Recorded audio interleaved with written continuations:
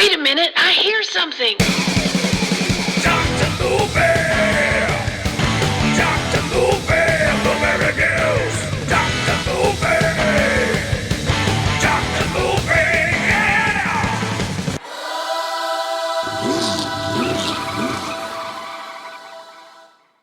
Hey everybody, welcome back to another episode of Dr. Movie and your favorite show on wheels. Loud wheels at the moment. I'm on a rough stretch of road coming back from Troy, Ohio. Work-related stuff. And I'm behind and around mini semi-trucks at the point. Wanted to do a few Christmas movies, if you will, for this week leading into Christmas. And, just wanted to hit some of these that I haven't talked about yet, but I'm still a pretty big fan of. And some of these will be no surprise. They're all horror related if you're already, jumping into the game. They're all going to be horror movies. And I have to start with this one, which is, I think this one is overlooked a lot. I think the movie that's going to follow this one is more infamous because of parent reaction, right? Because I think it was, you're having the VHS boom where you're seeing more of the artwork put out on things, and it caused quite a ruckus. Where this one just kind of dodged the bullet. Came out in 1980. We are talking about Christmas Evil. This one's overlooked. I did see where my buddy Dan Bone was. It's weird because it's going to look like I've been kind of following and doing the same movie he's doing. But actually, we were kind of watching these at the same time. And Dan, if you're listening, I meant to send you a message and said, hey, I'm watching that too. But so this whole week's going to be, stealing Dan's thunder, I guess you'd say. Not on purpose. Totally not on purpose. I think we're just thinking the same thing here. But yeah, man, Christmas Evil, 1980, it's classified as a horror/mystery. Is there really a mystery to this movie? I mean, you pretty much know what's going on from the get-go. So I don't think it's a mystery. There's a lot to unpack with this movie. And again, I think this one is way overlooked. Let's try to read the synopsis and not have a wreck with a semi. It says a toy maker who revels. A toy maker who revels in the Christmas spirit suffers a mental breakdown when his work is met with hypocrisy and cynicism and goes on a Yuletide killing spree. Well, that's really vague versus what really happens here, right? Let's see. I have no idea who directed. The director is Lewis Jackson. What has old Lewis done for us? What have you done for me, Lewis? He has given us... I don't see anything else he's directed. Let's see. Films directed by Lewis Jackson. Let's click on this. I'm having to click on stuff, folks. I don't like when that happens. Looks like he's done this and one other movie. There's one called The Eternal Blonde. The Transformation, A Sandwich of Nightmares. So yeah, who knows? So I'm guessing this is his claim to fame, is Christmas Evil, which again is totally overlooked. It got a 5.5 out of 10 on IMDb. I would actually put this one quite a bit higher than that. The problem with this movie is what you expect out of it, right? Not that the artwork lies, but this is way more than just a killer Santa Claus. I mean, at the heart of it, that's what it is. But really, this is a psychological breakdown of a person. This is like watching Freddy Krueger become Freddy Krueger, right? That's the impact I get from this movie.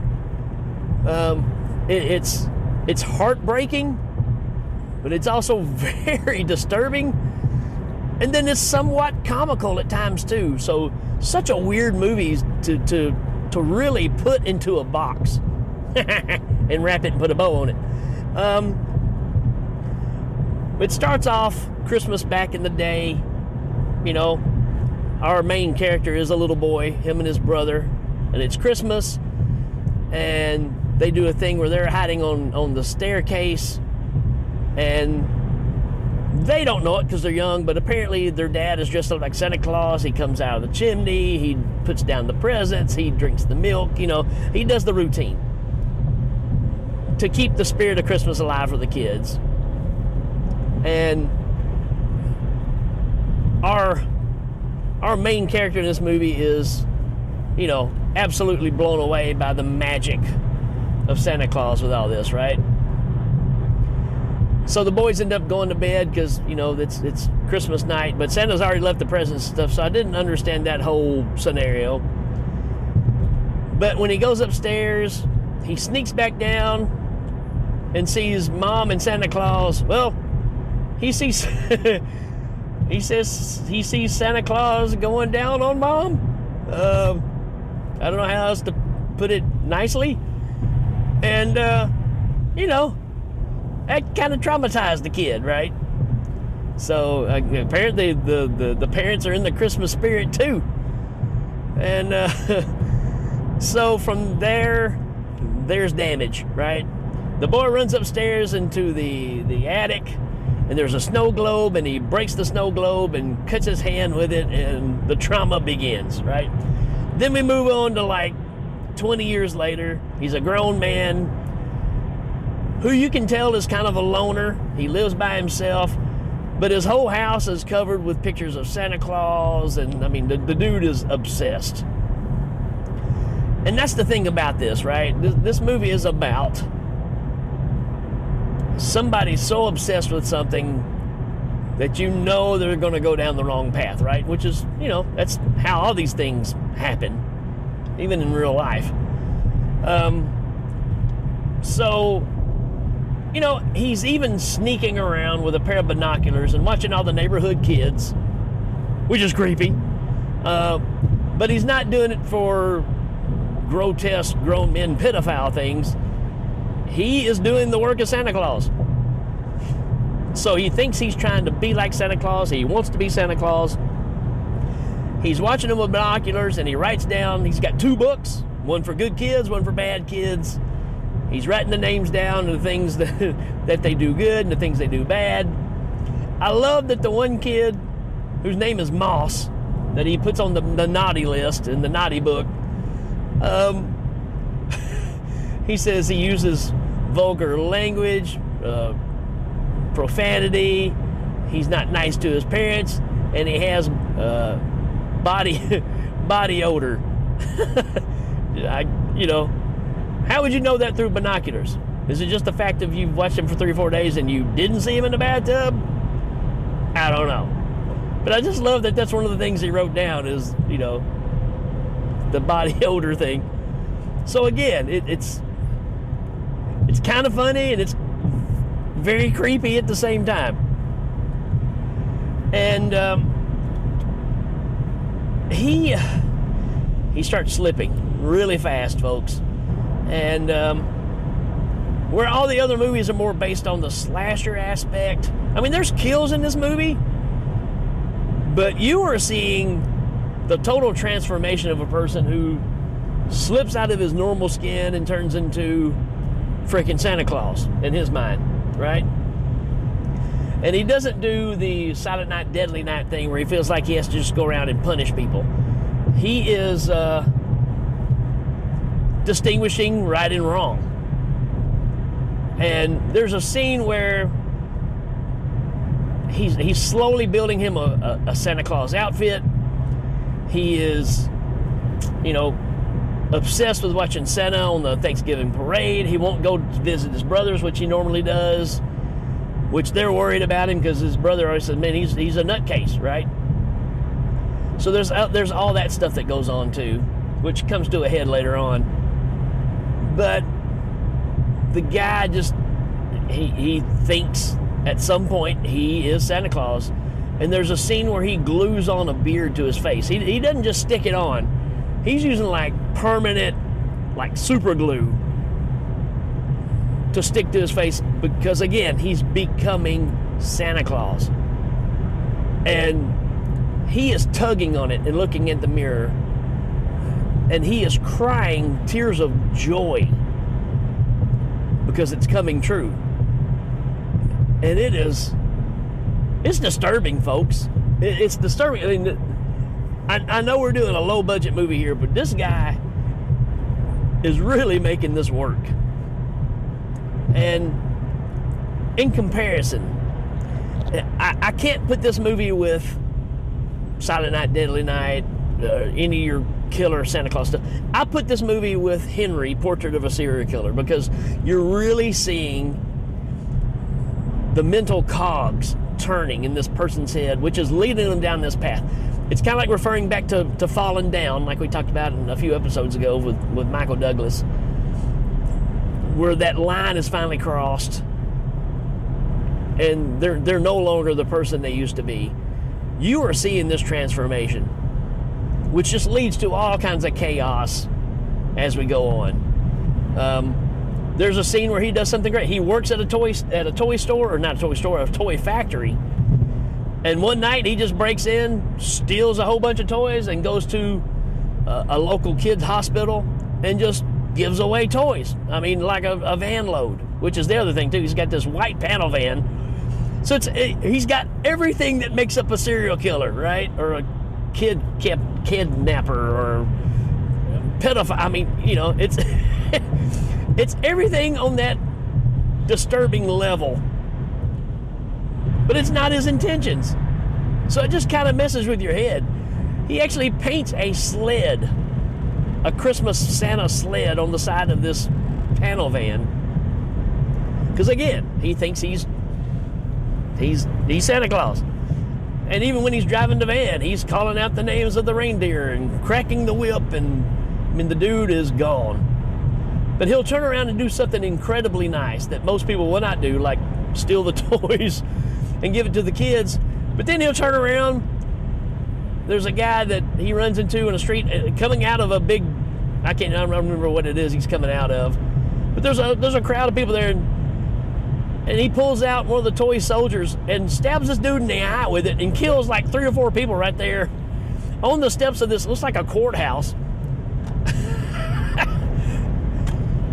Because, you know, they treated him badly either at his job or, you know, just making fun of him. So he's still getting revenge on the naughty,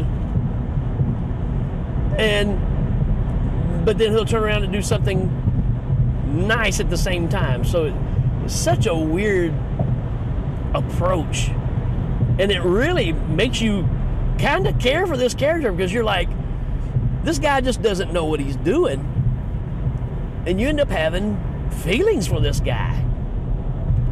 And I mean, it just goes on. He gets pulled into this party. It's a big Christmas celebration. He's the Santa on the street. They pull him in. He dances with the kids. He's a huge hit at the party, and everything's just like bliss, right? This is everything he ever wanted, being Santa Claus. And he even tells the kids while they're there, he's like, look, make sure that you're being good and listening to your parents, because if you are being bad, I'm going to bring you something horrible. You know? So again, it's that, you know, he's laying down the law of what it means to be Santa, right? In his eyes. And it's frightening, but it's, again, you're seeing this guy become something way out of what he normally is. And so there's not like, again, I keep referring to Silent Night, Deadly Night. There's not a thing that just triggers him. This is a step-by-step process of what leads him to be, or to finally snap and just, it's kind of like Carrie, right? Look at all the instances that happen in that movie that leads up to her doing what she does at the end. It wasn't just that one thing that did it. It's a tolerant stacking of everything. And when it finally hits that limit, boom, And that's what you got here. Then at that point, everybody's reporting that there's a Santa Claus around, because, I mean, he killed these people in broad daylight with all these people standing around. So now everybody's got an APB for looking out for Santa Claus who's killing people. And it takes a wild turn at the end. It almost turns into an old, like, Universal monster flick. Like, there's a mob in the street with torches, like they're chasing Frankenstein at the end of Frankenstein, chasing him down the street. So he runs and gets in his van to escape. And it's got an ending that just, I don't even have words for it. I like the ending. I'm trying not to spoil it because I want you guys to check this movie out. It's on Tubi, by the way, for free. Check it out. But yeah, you know, what other ending can you come up with for this? It just, it kind of works. It's not what you expect whatsoever. But at the same time, because of what you've seen this person go through, you're like, okay, yes, the ending is stupid, but it's an okay way to end this, right? So check this one out. Again, I think this is criminally overlooked. And again, you have to approach this with a different set of eyes, because it is not a slasher flick. So go ahead and get that out of your mind. This is a deep dive into what makes a person lose their crackers, for lack of a better term, right? And I don't know. This is actually an impressive movie when you look at it from that aspect. That's really what I think of this one. I give this a 4 out of 5 all day long. And I haven't watched it in a while, and every time I go back and watch it, I'm impressed with it. He does end up visiting his brother towards the end, which gets kind of crazy too. There's some good kills, but they're kind of comedic as well, because what do you expect Santa Claus to kill people with, right? I mean, we've seen many versions of him where he's running around with an axe in his hand. Is that really Santa, right? When we think about what we turn slashers into, we kind of want them to use tools of the trade. I think you know where I'm going with this.